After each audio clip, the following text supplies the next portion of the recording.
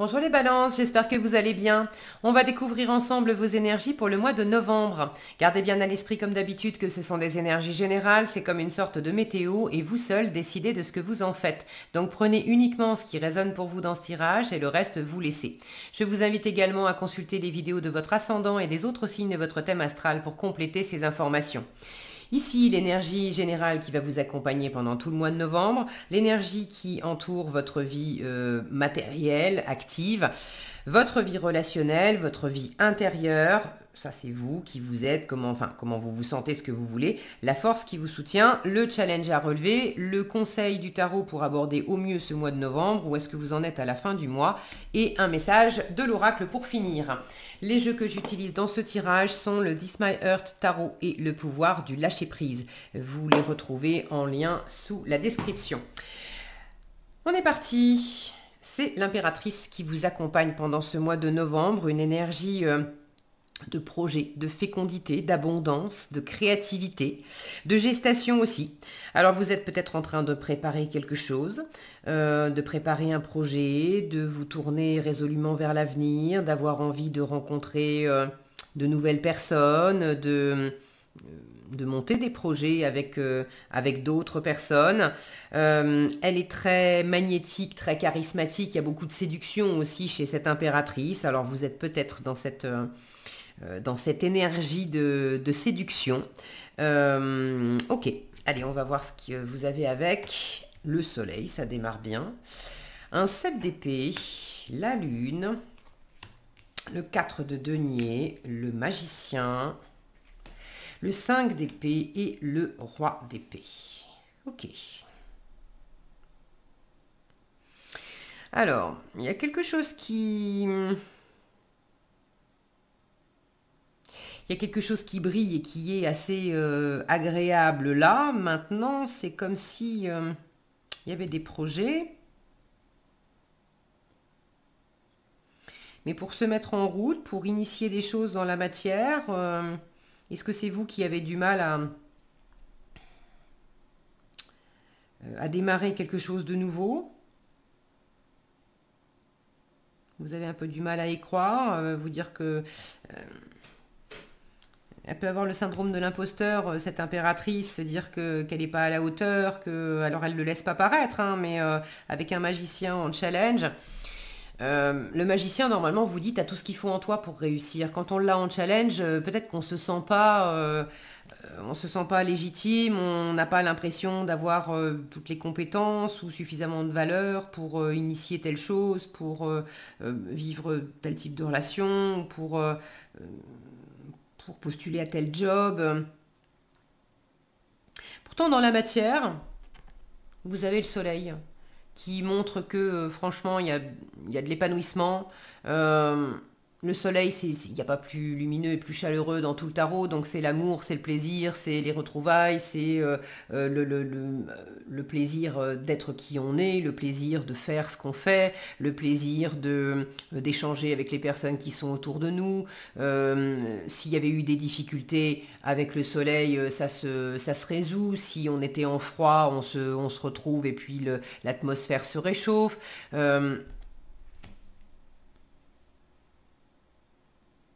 Il y a l'idée de se montrer aussi. Il y a vraiment des choses dans le quotidien, dans le financier, dans le professionnel.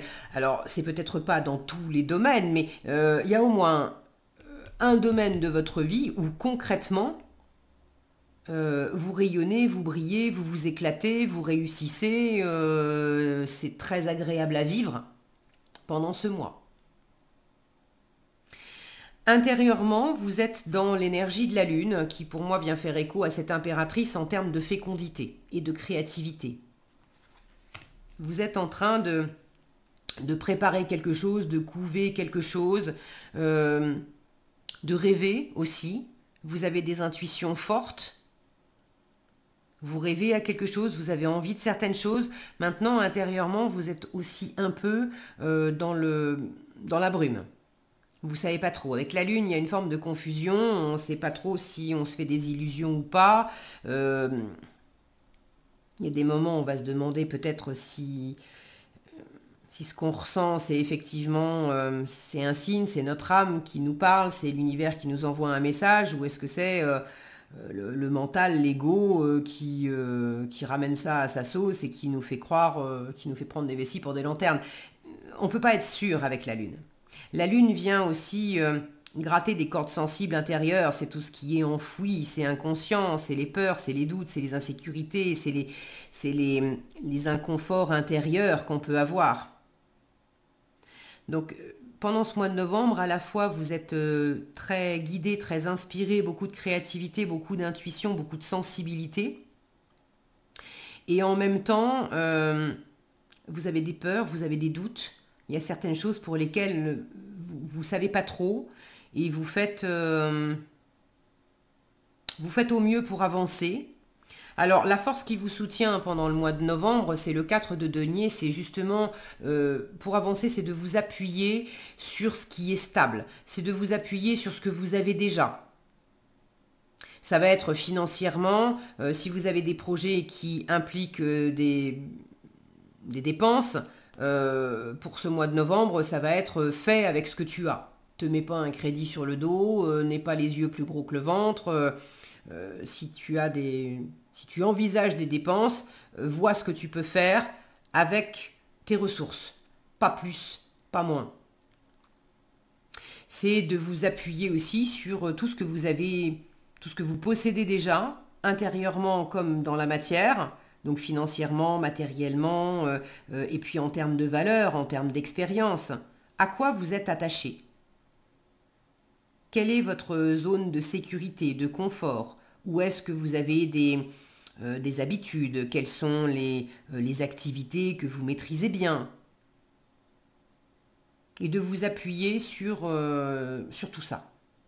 Le 4, c'est les fondations, c'est les piliers, c'est ce qui soutient, c'est le cadre, la structure. Donc tout ce qui va vous apporter du cadre, de la structure, de la solidité, de la sécurité, des choses qui sont déjà bien présentes et bien éprouvées, sur lesquelles vous pouvez vous appuyer pour rêver, pour aller un pas plus loin, pour tester des choses, là oui. Maintenant, la complète nouveauté, c'est un peu plus... Alors, vous l'avez en challenge. Pour certains, ça peut être que ça réveille des insécurités. Il y a quelque chose de nouveau, pas forcément de désagréable, hein, mais simplement ça vous sort de votre zone de confort, donc ça vient vous titiller, ça gratte des cordes sensibles et c'est en challenge parce que vous avez plutôt tendance à rester dans la sphère du connu. Or, il y a quelques pas à faire en dehors de la sphère du connu. Encore une fois, vous l'avez en force, hein, donc la sphère du connu, elle vous aide, c'est ok. Maintenant, ça ne veut pas dire qu'on est obligé de rester absolument dedans. S'appuyer sur elle, oui, mais on peut peut-être faire ne serait-ce qu'un petit pas en plus en dehors de cette zone du connu. Donc ça peut vous challenger parce que ça vous fout les jetons d'une façon ou d'une autre.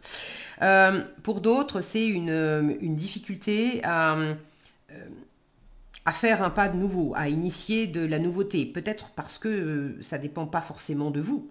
Peut-être que vous avez envie de mener à bien un projet, mais le fait de pouvoir se lancer, de pouvoir démarrer quelque chose, vous n'avez peut-être pas toutes les cartes en main pour le faire. Il y a ce qui dépend de vous et ce qui ne dépend pas de vous.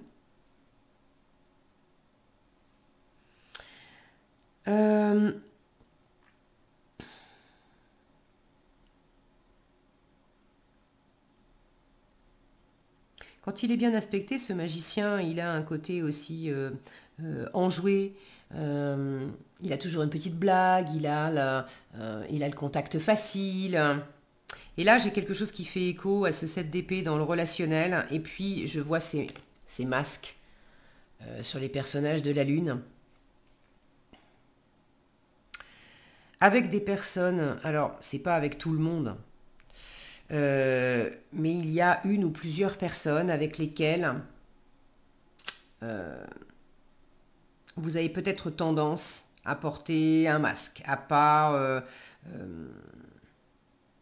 jouer franc jeu, à pas dire exactement ce que vous avez sur le cœur ou ce que vous voulez, à faire un peu cavalier seul. Le 7 d'épée, c'est dans certaines relations, vous avez tendance à faire les choses dans votre coin et à pas le dire. Alors c'est pas forcément de vouloir mentir, de vouloir tromper, de vouloir être malveillant avec votre entourage, mais simplement, par exemple, vous avez un projet, vous êtes en train de préparer, j'en sais rien, un changement de travail par exemple, vous n'allez pas en parler à votre famille, vous n'allez pas en parler à vos amis, vous n'allez peut-être même pas en parler à votre conjoint, pour des raisons qui vous appartiennent, peut-être aussi parce que vous n'êtes pas sûr, vous-même vous n'êtes pas sûr, donc vous n'avez pas forcément envie de vous exposer à entendre leurs avis, vous avez peut-être juste pas envie d'écouter ça, enfin de parler de ça et d'écouter ce que les autres pourraient avoir à dire. Donc il y a un côté un peu perso, de faire les choses dans votre coin, d'être assez stratège, malin. Il y a un peu le côté rusé comme un sioux là dans vos relations. Alors il peut y avoir une ou plusieurs personnes dans le domaine relationnel avec lesquelles vous sentez que c'est mieux pour vous de prendre la tangente. C'est mieux pour vous de quitter telle situation avec telle personne, d'arrêter une relation ou de simplement, sans arrêter une relation, mais de prendre le large et au moins pour le mois de novembre, on se voit moins, on s'appelle moins, vous allez voilà, tourner le dos. Avec le 7 d'épée, il y a la peur de se tromper soi-même. Donc vous êtes quand même dans cette intériorité de lune où vous vous demandez peut-être à propos de quelqu'un ou à propos de quelque chose si vous pouvez effectivement faire des projets, si vous pouvez, s'il y a des choses qui peuvent se construire, se développer, ou si vous vous faites des illusions, vous rêvez à perte, ça marchera pas, ça se fera pas, soit parce que c'est pas votre place, c'est pas votre chemin, soit parce que ou parce que voilà, c'est l'autre n'en a pas envie ou ne fait pas les efforts nécessaires, ne s'engage pas auprès de vous, que ça soit amoureux ou financier ou professionnel. Bon, il y a quelque chose qui est pas clair dans une au moins dans une relation avec quelqu'un.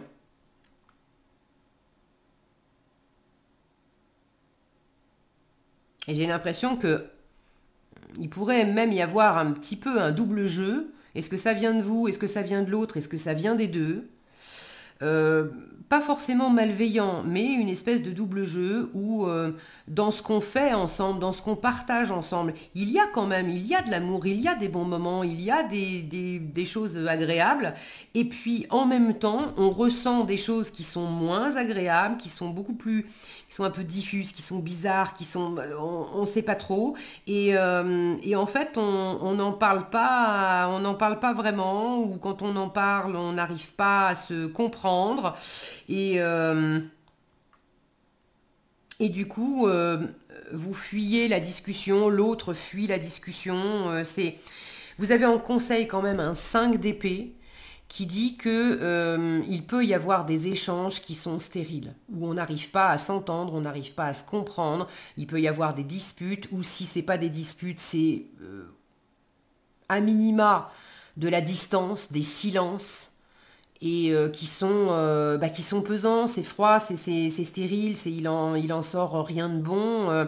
Et puis au pire, il peut y avoir des batailles d'ego où oui, on discute, mais on discute, c'est pas de la discussion saine et ouverte, c'est de la discussion où on cherche absolument à avoir le dernier mot, à avoir raison, où il peut y avoir des critiques, où il peut y avoir il n'y a pas de gagnant avec le 5 d'épée. On peut avoir l'illusion d'avoir gagné parce qu'on a eu le dernier mot, mais il n'y a pas de gagnant parce que on est forcément blessé soi-même à un certain degré, ou on a forcément blessé l'autre à un certain degré, et comme c'est quelqu'un qu'on aime, bah, du coup ça nous fait pas plaisir non plus.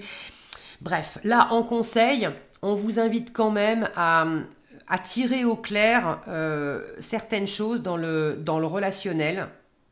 Alors peut-être tirer au clair certaines choses. Est-ce que, est-ce que vous continuez certaines relations ou pas? Parce que si on se parle pas, ou si quand on se parle, il y a des masques, des faux semblants, et puis en fait, ça devient stérile. Il y a des relations comme ça hein, qui s'épuisent avec le temps.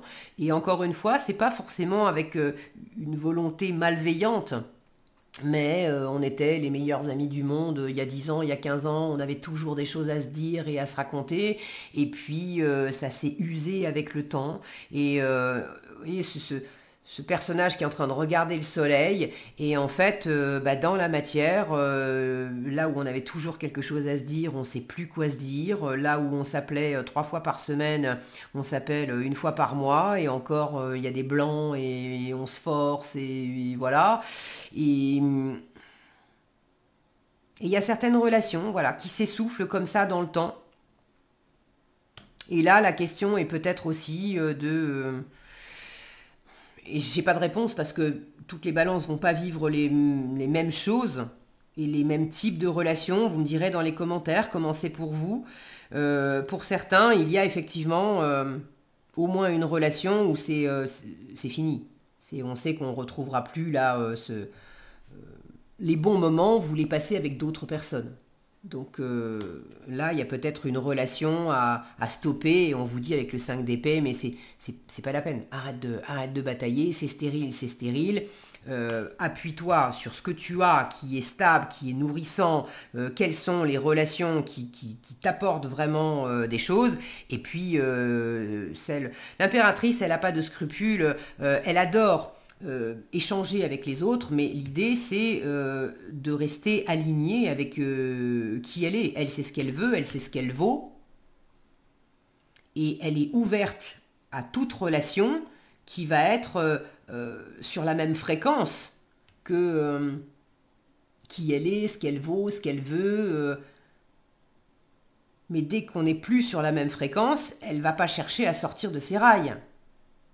Donc là, il y a peut-être besoin de quitter une personne, de quitter une situation, ou de quitter, si c'est pas quitter une personne, c'est d'arrêter un schéma relationnel, un mode de fonctionnement, où là, on a essayé de communiquer d'une certaine façon, ça ne marche pas. Donc il est temps de faire autrement. Et dans ce cas-là, la nouveauté... initier des rapports plus chaleureux, plus détendus, plus joyeux, etc.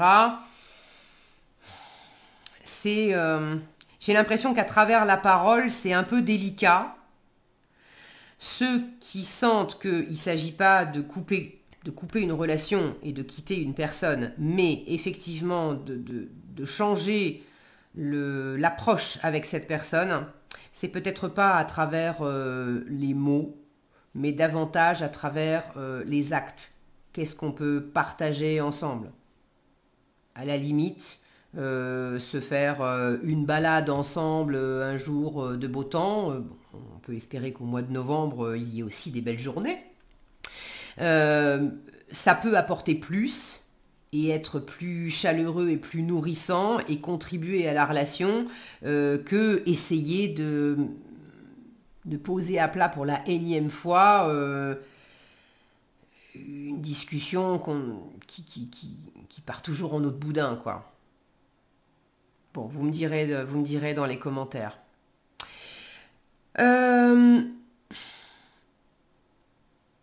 Il peut y avoir aussi dans le relationnel des personnes qui vous aident à travers des discussions, qui vous aident à prendre la tangente sur quelque chose, par exemple à changer de travail, ou je vous donnais l'exemple d'avoir envie de changer de travail et de ne pas forcément avertir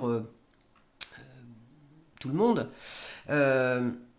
Il pourrait y avoir le fait de ne pas le dire à certaines personnes, et notamment à votre employeur actuel, mais en même temps d'en parler à votre meilleur ami, par exemple, et à travers cet échange avec une personne qui compte pour vous, ça va vous aider à à déployer davantage de stratégies et peut-être à éclaircir certaines choses. Bon, honnêtement, j'ai quand même cette impression assez cavalier seul, ici. De pas forcément être seul physiquement tout le temps, non. Mais de ne pas tout dire, ça, oui. En résultat, vous avez un roi d'épée qui... alors, on est encore dans le mental, la communication, c'est l'air, les épées, c'est votre élément, les balances. Donc, de la réflexion, là où il y avait peut-être des prises de tête. On vous dit aussi en conseil avec le 5 d'épée, arrête les batailles d'ego avec les autres, arrête les discussions, les situations stériles, mais arrête aussi l'auto-sabotage. Parce que le 5 d'épée, ça peut être la bataille avec soi-même, où on s'inflige à soi-même des je suis pas capable, j'ai pas l'expérience nécessaire, j'ai pas ce qu'il faut pour aller de l'avant, ou pour être aimé dans telle situation, ou pour développer tel contexte. Bon, là on vous dit arrête ça. En résultat, avec ce roi d'épée, il y a quand même beaucoup de discernement, peut-être une décision qui est prise. Là j'ai de la rigueur. Attention à ce que ça ne soit pas de la raideur, mais j'ai de la rigueur. Quand on vous dit en force, appuie-toi sur un cadre et sur de la structure, le roi d'épée sait parfaitement poser des cadres, repérer où sont les fondations, la structure, qu'est-ce qui est vraiment solide et qu'est-ce qui ne l'est pas. Lui-même, le roi d'épée, c'est la loi et l'ordre. Donc le cadre, ça le connaît. Donc soit c'est vous qui avez cette autorité et cette capacité aussi à peut-être poser un cadre aussi, un cadre relationnel. Ça, c'est acceptable, ça n'est pas acceptable. Au-delà de cette limite, tu fais ce que tu veux, mais moi je fais de mon côté. Au-delà de cette limite, on ne va plus faire ensemble. Ou pour réaliser tel truc, dans ce cadre-là, on peut coopérer. Hors de ce cadre-là, je fais cavalier seul. Alors, est-ce que c'est quelque chose que vous communiquez ou que vous gardez pour vous? Encore une fois, ça, je ne sais pas. Mais le roi d'épée, il a cette conscience du cadre et de la structure. Ça peut être aussi quelqu'un de l'extérieur qui vous apporte son expertise, un cadre, une structure, une aide pour y voir clair, là où vous êtes un petit peu dans le brouillard. Ça peut être une personne qui a une autorité. Alors, policier, avocat,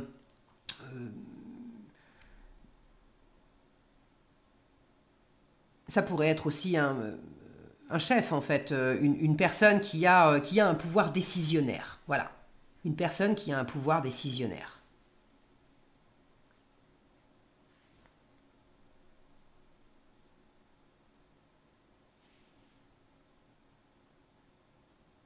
Là, il y a l'idée avec ce fauteuil roulant que même si on ne peut pas forcément avancer dans la matière comme on voudrait, il y a quand même des choix qui peuvent être faits, des décisions qui peuvent être prises, des choses qui peuvent être examinées, apprises, étudiées, triées.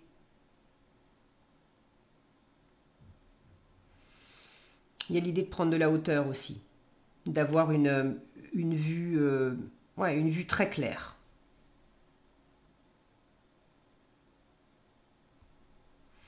Ok, allez, alors on parle de vue très claire et là on a sorti du déni avec un personnage, une femme qui a les yeux bandés. Donc il y a peut-être le fait de voir clairement quelque chose qui était un peu flou jusque-là. On vous dit accepter les personnes et les situations exactement comme elles sont, sans nier les difficultés. Est-ce que vous auriez tendance aussi dans le relationnel à peut-être vouloir prendre la tangente pour fuir certaines difficultés relationnelles, alors que finalement, vous résolvez pas le problème, vous êtes juste en train de fuir et vous fuyez parce que vous avez du mal à accepter une personne et une situation juste comme elle est. Bon, prenez comme ça résonne pour vous. Donc, acceptez les personnes et les situations exactement comme elles sont, sans nier les difficultés. Ainsi, vous pourrez voir les choses avec clarté et prendre les bonnes décisions. Maintenant, évidemment, toutes les balances ne sont pas dans les mêmes situations. Il y en a certaines d'entre vous qui ont besoin peut-être effectivement de ne pas fuir la réalité et les difficultés et d'accepter les gens et les choses comme elles sont. Et puis, il y en a d'autres pour qui c'est sortir du déni, c'est aussi voir clairement le fait que c'est bon, on est arrivé au bout du bout et c'est pas la peine de se forcer. Et il est grand temps il est grand temps de passer à autre chose et on a du mal à le faire. Voilà ce que j'avais pour vous, les balances. J'espère que cette vidéo vous sera utile. Si elle vous a plu et aidé, je vous invite à la liker, la partager, la commenter. Et puis, si vous n'êtes pas déjà abonné, je vous invite aussi à le faire et à activer la cloche des notifications.